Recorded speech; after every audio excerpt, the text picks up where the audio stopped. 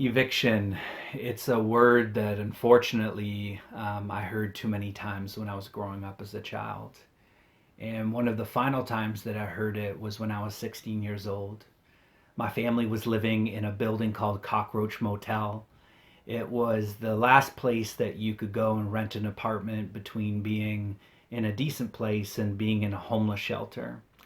And so when I was 11 years old, we landed there. And we stayed there for 5 years. And all along the way, we had trouble paying the rent. We were always stacking up a debt that we couldn't pay. But by the time that I was in grade 11, I'm 16 years old, we had really racked up a debt that we could not pay. And the result is that we were evicted. We were expelled from our home.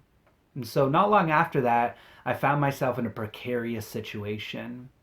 I had gone to school and I'd gone to basketball practice. It had ended. My friends were going home. It was winter, so it was dark. And I just had no clue where I was going to stay that night.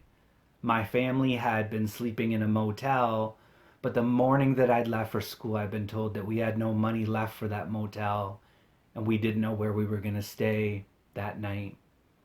And so in those days, I didn't have a cell phone to call my dad. And even if they were cheap enough for us, we couldn't have afforded it anyway. And so I couldn't contact him to know where he was. And so I just wandered the streets. It was one of those nights where fall was turning to winter. I had a spring jacket, which was totally inadequate. It was dark and I was confused and I was angry and I was a 16-year-old boy that didn't want to cry but couldn't help but crying. Why was I in this situation? Why was I in this situation where I was exposed to the elements and I had no place to lay my head and be warm? Well, it was because myself and my family accumulated a debt that we could not pay. It was impossible for us to pay it by the time the deadline would arrive. And so the Bible teaches us that we often find ourselves metaphorically in the same situation. That from the time that we're children, when we fight and cuss and yell and cheat and fail to help the poor and disrespect people, we accumulate a debt. And by the time that our life comes to an end, whether that is at an early age or an old age, we can't pay that debt. It's literally impossible. And so I want you to think for a second about God metaphorically as a landlord.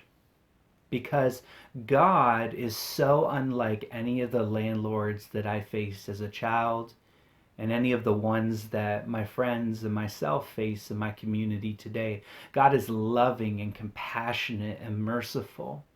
And so when we rake up a debt, which we all do, God does not want to expel us.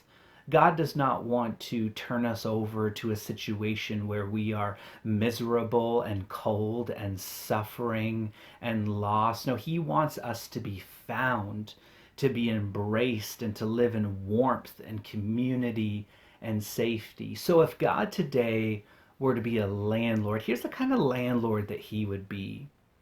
When He looks at the world and realizes that every human that He's created and everyone that He loves is accumulating a debt that they'll never be able to repay, here's what God did.